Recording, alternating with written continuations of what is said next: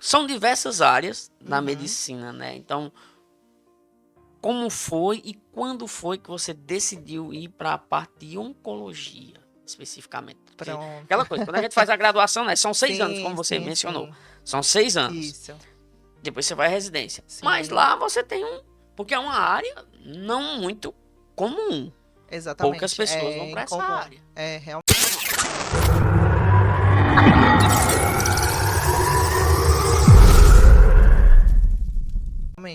Tem Entendeu? isso, é incomum, as pessoas quase não escolhem, mas eu costumo dizer que não fui eu que escolhi a oncologia, ela que me escolheu. Ah, Porque quando eu tinha 19 anos, eis que eu tive um diagnóstico oncológico, né? Eu fiz uma síndrome que a gente chama de paraneoplásica, eu fiquei toda inchada, vou falar, né, na linguagem que as pessoas eu ia possam dizer, fala na entender. linguagem que as pessoas. Exato, vou falar de maneira que todo mundo possa entender. Eu fiquei completamente inchada, eu era muito magrinha naquela época. E aí, de repente, as roupas não cabiam mais, meu rosto ficou inchado, realmente. E surgiram várias ínguas, várias lãs, né? Vários Ih, linfonodos sei espalhados por como todo o é. meu corpo, Uhum. pescoço, aqui na frente dos ouvidos, enfim, ficou assim bem estranho. E na Uhum. época pensavam que era o linfoma, que é um câncer que a gente tem no sistema linfático. E aí, nessa investigação, foi biopsiado um linfonodo da minha região axilar, do lado direito, e ela veio como um linfonodo reacional. Então, não fechou aquele diagnóstico de linfoma. E aí, onde eu estava, que era justamente fazendo faculdade no interior lá do Pará, não tinha PET scan, não tinha alguma coisa mais avançada, mas tinha as tomografias, então foi o que eu fiz. Na ocasião, por eu já estar na faculdade, deu uma facilitada, porque os meus professores, eles faziam os exames, pediam os exames, então agilizava muita coisa. E aí a gente foi para as tomografias e na tomografia mostrou que tinha uma área de captação ali na mama direita. Já eu segui no mesmo dia já para ultrassonografia, no mesmo dia já identificou que era um nódulo na mama, fez a biópsia e eu já peguei o potinho lá com a biópsia, levei para um outro professor meu que era patologista, dono de um laboratório lá da cidade. Expliquei a situação e pedi agilidade, né? E aí é muito estranho, porque eu tenho lembranças assim dos flashes desse dia, como foi que eu recebi o diagnóstico, porque eu sou filha única, então eu não sabia como é que eu ia dizer para minha mãe, que tem histórico de depressão, que a filha única dela tinha surgido com um câncer, né, na mama aos 19 anos, um negócio extremamente raro. Aí eu lembro que eu entrei dentro do laboratório, falei com a recepcionista, eu disse: oi, eu sou aluna do Dr. Borelli, eu queria receber a minha biópsia. Pronto, ele não deixou aqui embaixo, ele quer te receber lá em cima. Daí eu não lembro. Daí eu não lembro, assim, tem um corte na minha memória. Eu já me lembro assim, sentada, igual eu tô assim na frente de você agora aqui. E ele falando assim: olha, eu vi sua biópsia, vi de novo, conferi. E infelizmente, minha filha, é um câncer raro. E você precisa correr atrás do seu tratamento, que eu acho que aqui você não vai conseguir. E aí, a distância, só para vocês terem uma ideia, é como se fosse lá do hospital regional até a Praça do Bob's, Sei, a pé. de onde era o laboratório dele até a minha casa. Não me pergunte como é que eu cheguei, não sei se eu atravessei a rua, o que que aconteceu, não sei, se eu peguei transporte, enfim. Só sei que quando eu cheguei em casa, minha mãe me olhou assim pra mim, né? Quando eu cheguei, ela disse assim: onde foi que tu cortou teu pé? E eu não tinha sentido. Eu tava com um corte no pé que tava sangrando, meu pé Ai, tava sangrando, eu não senti onde é que eu cortei. E sujou o piso da casa, assim, eu não tinha percebido, eu tava extremamente anestesiada. Então é isso que eu fico depois refletindo. Poxa, às vezes você vê aquela pessoa que tá andando na rua ali, né, totalmente distraída. Olha pra onde anda, você não tá olhando pra atravessar a rua e tal.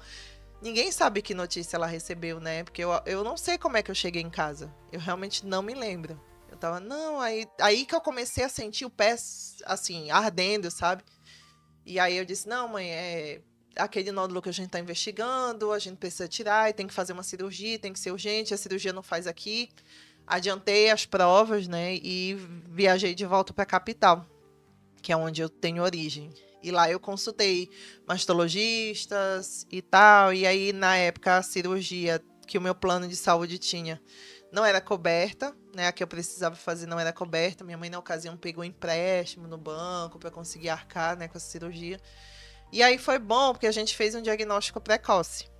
E a gente sabe que o diagnóstico precoce salva vidas desde sempre, né? E foi o meu caso. E aí era um subtipo dos mais agressivos de câncer de mama, era um câncer triplo negativo, que é o mais frequente realmente em pacientes jovens, né? Mas graças a Deus, já tem bem mais de 10 anos que isso daí aconteceu, né? Já tô com 35 anos, então quando eu fiz 29 anos eu realmente recebi alta da parte da oncologia. E sigo, obviamente, fazendo os meus cuidados, né? Tendo todos aqueles cuidados de realizar alguns exames de rastreio, porque realmente é incomum, né? Então a gente precisa entender que muitas das vezes o corpo fala, o corpo grita. E aí você tá sentindo, às vezes, algum sintoma e deixa passar, acha que é besteira, acha que não vai acontecer com você, aquilo que, né, você já viu ali na internet e tal, não é aquilo. Mas acaba que o raio pode cair, sim, em cima da nossa casa, em cima do nosso telhado, e a gente ser acometido por essa doença. E foi assim, né? Então eu vi muita coisa, eu escutei muita coisa também, muita coisa negativa, de médico que chegou para mim, assim, sentou na minha frente e perguntou como é que é a sensação de saber que você tem uma doença que não vai te deixar viver nada. Aí o caraca, como assim eu vou morrer? Como assim? Que eles estão sabendo que eu não estou sabendo? Então, era muito negativo. E aí eu chorava muito, encontrava pessoas assim nos corredores, né, nessa época do hospital. E depois ia numa outra ocasião, perguntava, e não, ele não tá mais aqui, infelizmente faleceu. E caramba, aquilo me chocava, assim, sabe?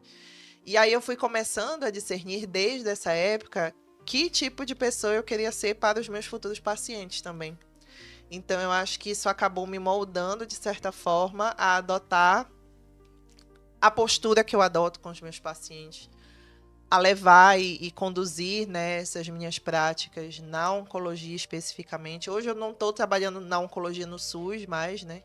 Eu estou lá no Hospital Regional de Patos, eu estou como coordenadora da UTI 2, mas eu tento pegar essa minha expertise, né, dessa questão de humanização para dentro do ambiente da UTI, que muitas das vezes é muito É desumanizado, desumano. né? Você tem ali uma pessoa que fica completamente vulnerável, os familiares do lado de fora também não tem muita ideia do que está acontecendo lá dentro, né? Então tudo é muito difícil. Então foi desse jeito que eu acabei sendo escolhida pela oncologia. E esse é só mais um trechinho do nosso último Pode Conversar, realizado sexta-feira. Se você não é inscrito, já se inscreve aí no nosso canal, deixa o like e aciona a notificação no sininho para não perder nenhum conteúdo como este.